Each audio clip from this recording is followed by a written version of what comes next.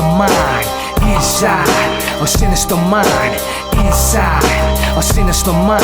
You are now tuned in to a sinister mind. Inside a sinister mind. Inside a sinister mind. Inside a sinister mind. You are now tuned in to a sinister mind.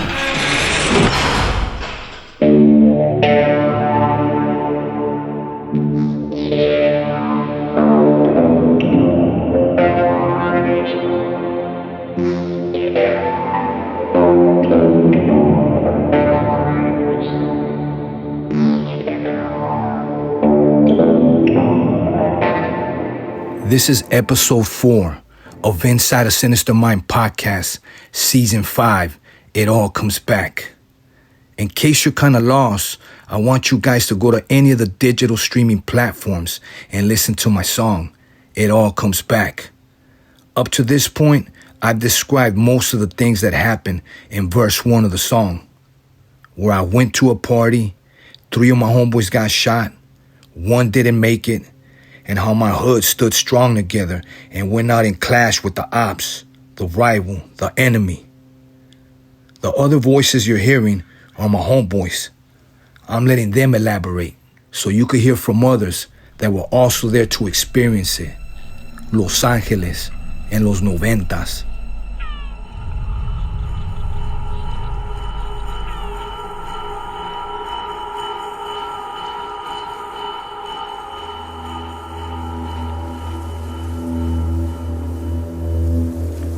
For the average person, I think they would say the streets weren't safe. The streets weren't safe for anyone. I don't know if we seen it that way. Or maybe we just didn't care, we didn't give a fuck. In many war-ridden areas, como Los Angeles, there are unfortunately children like us who endure great hardship and struggle to survive. The little homies like myself in those times showed remarkable resilience and strength in the face of adversity without even knowing that we were. We faced challenges and experienced such things as violence, displacement, lack of access to basic necessities. And the fucked up thing is, we didn't even know what it was to want a better future. Harpies, West Side.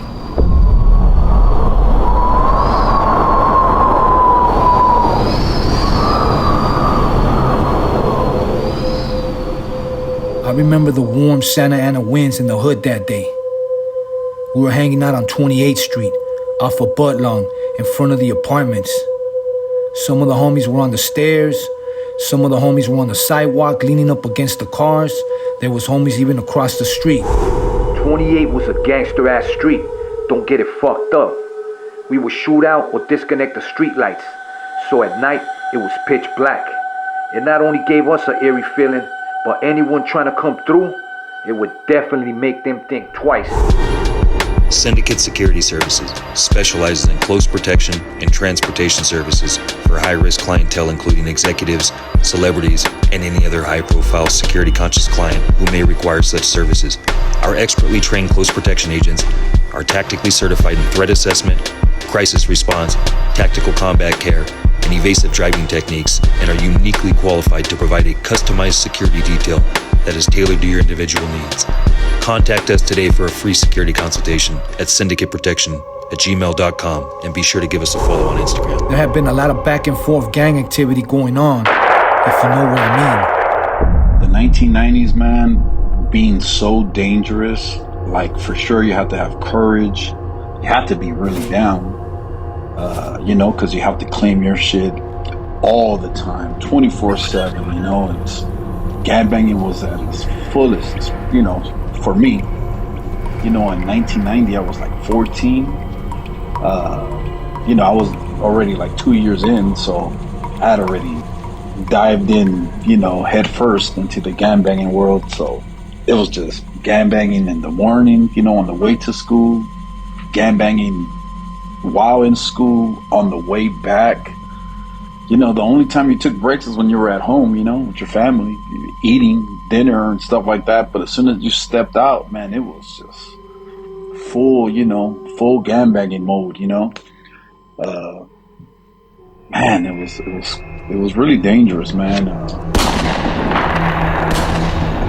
has always been dangerous. I think gangbanging before the 90s was dangerous and after the 90s, but the 90s, you know, it was like the heyday for drive-bys. And then, you know, like mid 90s or something, you know, some like rule came in where, you know, there was no more drive-bys, you know. Now you got to get off your car and either chase somebody down or just do it on foot. That made it even more dangerous, you know, because now, like, you know, it wasn't just shooting through a car while I was moving, you know, at whatever speed. Now it's like I'm getting off and unloading on somebody. So that made it even 10 times worse, you know. Yeah, bottom line, man, to gangbang at that time, you had to have courage, had to be down for your shit, no matter if you were a kid or an adult. And at some, you know, you kind of have to be a little fucked up too, because what normal person lives a life like that where there's 24/7 danger around you?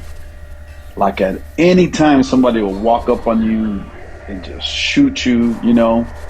I mean, in our neighborhood, they didn't even ask you, you know, where you're from. They were just lighting you up, you know. When they did that to us, we did the same thing to other dudes, man. So it was wild, man. Gotta say, the 90s was wild. LAPD attempted to raid us. Was a game of cat and mouse. If you had dope or a gun, you were already on your toes. So when they would move in on us like that, it's like all the other homies would serve as a distraction. You also gotta remember, these were the times where they would plant shit on you. Crack, weapons. It just all depended on the cop. Living where death and destruction is prevalent es algo que muchos de ustedes nunca van a comprender. These are our circumstances. I gotta stay on my toes. I gotta stay connected with the barrio. They're the only ones that understand and that could help cope with the emotional toll of just fucking existing in a war zone. That's why we maintain these close ties to the homeboys. Do you give in to the pressure or do you press the line on enemies? I think you just press the line. I mean, for us, you know, there was no pressure. I think it was just part of the game, you know. I knew we were surrounded by enemies. Everybody hated us. We hated everybody, you know, and that was for a lot of neighborhoods out there, you know. All the gangs, most gangs, you know, operate that way. You know, so it was no different for us. I mean, for what I could remember, homie, back in those days, being from the neighborhood, it wasn't that simple, but it was lovely because we were representing something that we stand for, what we believe in, and didn't nobody like us. Like, I remember having to go to Figueroa. There was times that we would run into fools from the east side, homie, just to go get a piece of grub, just something to eat. Or if we were over there on 39, homie, you had to be on your toes because you go to the King Swap meet or whatnot, get a little piece of gear, and try to be fitted. Shit, you already gangstered out, homie, you know, so you were about to get hit up. Y pues hay que representar el barrio, homie, and, you know, you had the King Boulevards, them dudes over there, and then you had the fools from MS. They would be over there on, you know, real close to 39. Y luego, también, the Cripos, esos ways, they didn't really like us because they thought, you know, since the Sangres are right there on the edge, they would look at us like that. So we had to hold it down against them dudes.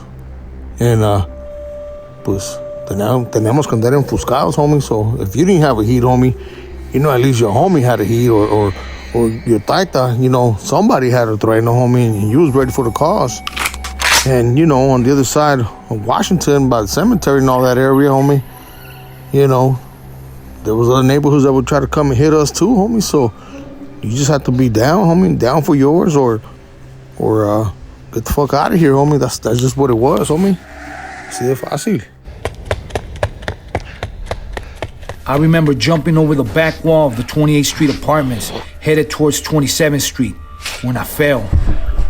And I remember my homeboy Shorty picking me up, and he told me, just keep going, just keep going. That was the last memory that I have with the homeboy Shorty from the Tokers. Something happened to us, you better believe we retaliated, you know, and it was just that was just the way it was. I don't think I ever felt pressured by anyone. You know, it was hot all the time, so it became normal. You know, it became normal to be, you know, on guard 24/7. You know, it's just part of life. No different than, you know, no different than doing anything else in life. You know, it was the same thing. It puts you on your toes. On, you know, just 24/7. You know, watching your back. You know, it wasn't pressure. It was just normal. It just became part of life. Cuando estaba morro, get up in the morning, dog, and it was an everyday thing, homie. You get used to this kind of shit. I mean, you know, you gotta be on your toes, and every day was like, okay, homie. Know the fact that was rutina, homie. That was a program, homie. Like, al otro día, homie, represent the hood, and you know, some of us were fortunate to have ramflas back in those days, homie. So, you know, limpiar el pinche el carro, whatever it was, a Cutlass, Monte Carlo, you know, wagon, whatever ramfla Cadillacs that we had. Shoot, I remember one time, yo estaba tarde, en la noche más bien, and two very well-known homies were riding with me, and yo tenía un baby blue Cutlass on some 14s or something like that, and spokes. Y pues out there, I mean, people knew that car, but I remember, like, we were getting on the freeway right there on the Highway 10 freeway, like off of Vermont, and we were going from Vermont towards like Normandy, Western. We were heading west, homie. I don't remember what we were gonna be doing that night, but a couple of homies were with me in that car, and as soon as we were getting on the car, homie, Volkswagen buggy, homie, started fucking dumping on us, opening fire. And I remember I got on the highway, and I immediately went just from getting on the intersection, y me valió verga, homie. Nomás aventé mi pinche carro all the way to the left, and I just started fucking swerving. Just kind of ducked my head, and como pude mirar over the dashboard, kind of tucking my head. Fucking, I got us out of there, pero si nos soltaron como unos 5 o 6 plomazos, homie. And ese día, I was slipping, homie. We were slipping because I didn't have my piece, homie, para responder. Pero, I mean, that's just how you deal with it, homie, you know? Y así era el pinche pedo, homie, you know? As we ran across the street through the broken wall at the 27th Street apartments right into the dead end on Juliet. This was a known hangout. Una calle sin salida. De que yo me acuerdo, nadie nunca se atrevió a meterse. Palabra.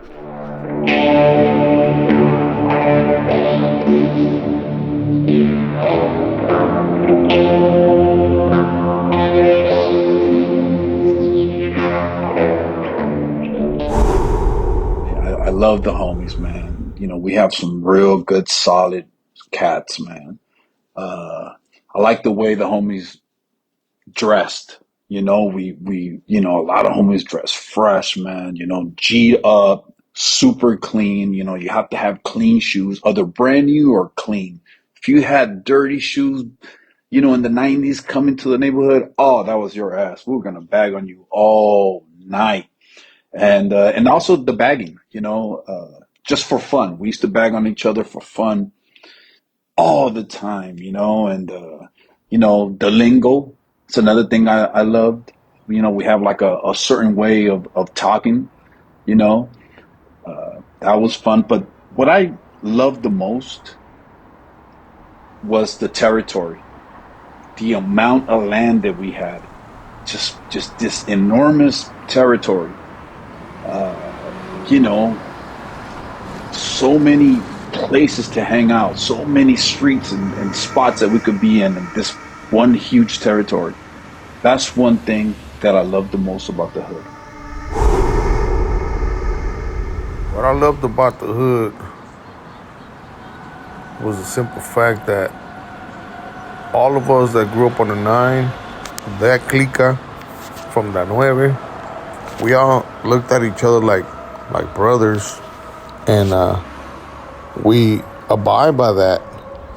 Like, it was like an automatic, and we used to take care of each other. Like, we had the bigger homies that had like their nice ramflas, and us, the youngsters, it was like, oh shit, like, this is where we need to be. So when we go hit little pegadas, start saving a little feria, and we eventually, some of us got to that level, start getting a car, and get our shit hooked up. We looked out for each other. And when we would go to the neighborhood, dog, like to the parque or to La Veinte, Cordova, you know, Juliet, homie. It was all love, homie. Like, everybody looked out for each other. And all the clicas, to this day, homie, we all get along, homie, and we all got to know each other. Hey, okay, homie, I'm from this side. I'm from over here. I'm from this clica. Fuck yeah, homie. And like, se llegaba a conocerse uno con otros.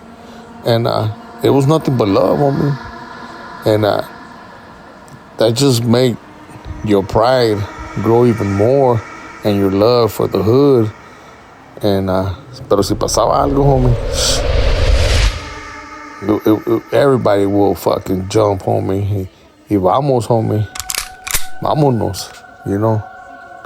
And I was proud, homie. I was proud of the neighborhood, homie. And decía uno till the wheels fall off, you know. Pero that's what it was, homie. And I love the neighborhood. I love his name. I love what it represented, what it stands for, and how other neighborhoods would know who the fuck we were, homie, and fuck one of us, homie, and his own and cracking, homie, and motherfuckers used to fear us too, homie. Shit, just the same way they would want to try to come to this side of town and do one of us in, homie. I mean, venían las escondidas, homie, porque de frente no estaba tan pelada, homie. There the homies began to regroup and take off to other locations in the hood. That's how it was. Cuando se ponía caliente en el barrio, unos iban para la Estrella, para la Oak, otros iban para Hoover Park, la 27, la 20, and a gang of other spots. You know, so much stuff happened to us, man, that, you know, you desensitize, you know, you wish the same for everybody else. Like, you know, they kill us, fuck that, you know, they gotta die too, you know. I got shot in the 90s 3 different times, like hit. I got hit three different times on different occasions, you know. Actually, in 3 years. It was in 93, I got shot twice, and then in 96, I got shot again. So that was 3 times in 3 years. So yeah, man, you just learn to hate everybody else, and you want the same thing, you know, to happen to them. That was just normal, you know. It was, you know, just part of the 90s, you know. And it was like, you know, they were like, you know, it was fuck you, no, fuck you, you know. It's just how it was, man. In times of crisis, or when faced with difficult situations in the streets of the City of Angels, it was important to stay high. As a kid, I smoked weed all day. My excuse was to stay calm and assess the immediate danger around me. Whether I was on Estrella, Oak, Hoover Park, 28th, 27th, Juliet, 39, I found comfort there, even though multiple homies had died tragically at all these spots. Well, you know what it is, homie. Gangbanging was at its finest. Shit. Try to excel at it, you know? Be the best you could be. I mean, it wasn't hard, you know. We had good examples. You know, all the big homies, they led by example, merely teaching us what to do rather than to sending us to do something. Rule number one, stay strapped. You'll stay here longer. As far as that goes, we always brought it to them, you know what I mean? The way I looked at it is, we go kill them, it doesn't give them a chance to come get us. It's just my mentality, you know, survival mode. We go hit them, they don't even plan on coming to hit us, or we could prevent the next hit if we get them before they even try to come get us. The mindset, you know what I mean? We had heard that all the homies had gone to Cordova Street, which was by Normandy and Washington, in the Rampart Division. There was a couple of solid homies that lived right there in the hood that the homies fuck with tough. If you know, then you motherfucking know. But the rest of us went right back to 28th Street. 1 Southwest Division was gone. This is attorney Nicholas Rosenberg.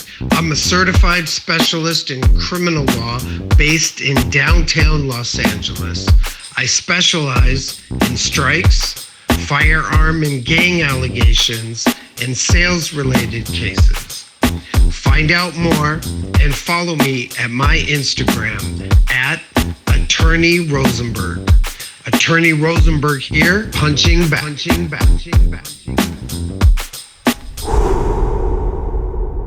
How did I feel about the LAPD tactics? Did they provoke or instigate violence? I'm not sure, man. Their tactics were fucked up, man. They were brutal. Man, I don't know if you remember, man. In the '90s, they would it was like gunpoint all the time for anything, any sorts of stop, pull over, whatever. It was just guns drawn. Like, I mean, probably still to today they still do that, but it was like constantly a gun pointed at you with the police, and it was put your hands, in back of your head and get on your knees for a long ass time. Like, you would be on your knees for like 20, 30, 40 minutes, and man, luckily for me, I was a teenager, man. I was young in the 90s, because I can't even imagine doing that now. You go up there, you're on your way to elementary, you see the big homies, they're telling you, hey, little homie, stay in school, don't be out here in the streets, but you gotta grow up in the hood to know what that love is. Somos hermanos in the same gang.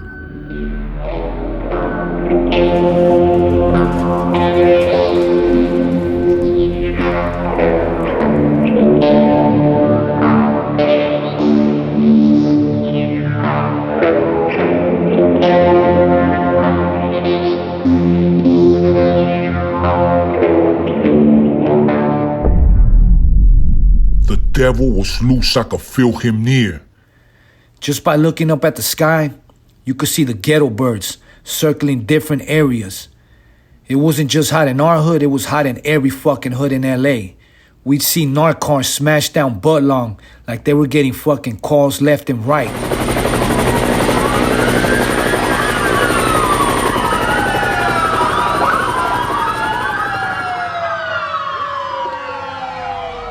On nights like this, you knew something was bound to happen. Apex predators. That's what the city birthed. And this will be a defining moment for the turf. The violence was there already, man. It was out of control. I mean, the police was hot as fuck in the 90s, and it was still hot, man. I mean, the violence was still there, bro, no matter how hot it was. It took laws and stuff like that to calm things down in the late 90s, like injunctions and stuff like that. I'm not sure if their tactics, provoked, any violence. It was crazy, even with their fucking tactics and just 90s was the 90s. No matter what, there's no one's gonna stop that shit. It was just on and cracking. This was LA. This was the 90s. All the little homies, we was posted holding down the block, waiting for anything to go down. Estamos listos. And that's when a car hit the corner. We all pointed our straps at it. But we had this one thing that If you were from the hood, you would flash your lights 3 times to let us know that you was one of us. As the homie pulled up, I could tell he had a very serious look on his face.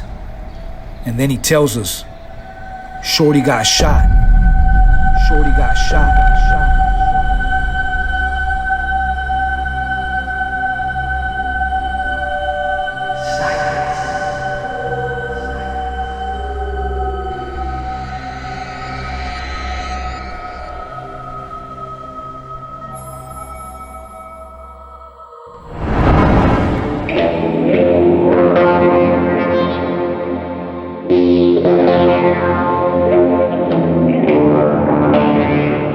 Finding strength in the midst of chaos can be incredibly challenging, but it is possible, straight up, if you draw upon resilience and recognize that even in the face of turmoil, you have the capacity to endure and overcome obstacles. You just have to trust in your ability to navigate these difficult circumstances. Back then, I kept a lot of this to myself, because I thought, ain't no one trying to hear this shit. It might take it as a sign of weakness. The meaning of life wasn't important to anybody. Nobody gave a fuck about that. Goals or a higher purpose. Stay high and stay alive. That's it. Smoking a joint dipped in PCP was my meditation. Man, that's a crazy one, man, because I was at Cordova, actually. This is over 30 years ago, man. I was like 17 years old. I don't remember all the some of the details, like how I got to Cordova. I don't know if I was there with a homie. Obviously I didn't have a car back then, so I didn't drive myself there. There was only a handful of homies there. We weren't deep there, and I don't remember the homie Shorty and the other guy that I don't want to mention his name. They both went to go get beer. I don't remember if I saw them get beer or I got there and they were already like buying the beer. But what I do remember was the car pulling up, coming back, and the other cat, was driving, not Shorty. Shorty was passenger. The other homie, they both got shot, but I remember the car pulling up and him saying right away, and the car looked in bad shape. You could tell, and he was fucked up. The driver was fucked up, right? He had got shot as well. But Shorty was in bad shape. I remember him like slumped down, and I want to say I remember him holding like the side, like just like he folded, in the passenger side, and I don't know. I feel like I froze. I was just like looking, and because a lot of people like jumped in right away. A couple homies like attended to them quick. They grabbed Shorty, and one thing I do remember is seeing Shorty, like I think in the process of them pulling him out of the car, I saw his eyes roll back. He looked in bad shape. I remember being like, damn, and they quickly put him in another car and they took him. He went to California hospital, and then soon after, we went to the hospital, and then we all started jumping into cars, and we all headed deep up to California hospital. I was young, so I didn't want to ask. I was just watching and listening and thinking about all the motherfucking hoods that hate us. On an extreme level at that. I remember, being there, walking around, and little by little, like carloads of homies just kept pulling up to the emergency room. Just a gang of homies, man, just started coming. Like the word spread quick, because there wasn't that many homies there, but somehow word just spread and a bunch of homies ended up in the hospital. And someone came out and gave us the bad news that he didn't make it. It sent chills up my spine. And, and soon after, his girl, his family, like, they were crying and the word spread, that he had passed. I don't remember how fast, how soon he passed after getting to the hospital, but I do remember knowing that he had died and just everybody just like, fuck. I know that when the word got out to the whole hood, the homeboys would suffer. Times would get rougher. The homeboy was gone. And it made the barrio mad. It's all fucked up when it all comes back. Rest in peace, Shorty, 39th Street Tofu. Padre nuestro, que estás en el cielo, santificado sea tu nombre. Venga a nosotros tu reino. Hágase tu voluntad, en la tierra como en el cielo. Danos hoy nuestro pan de cada día. Perdona nuestras ofensas, como también nosotros perdonamos a los que nos ofenden. No nos dejes caer en la tentación y líbranos del mal.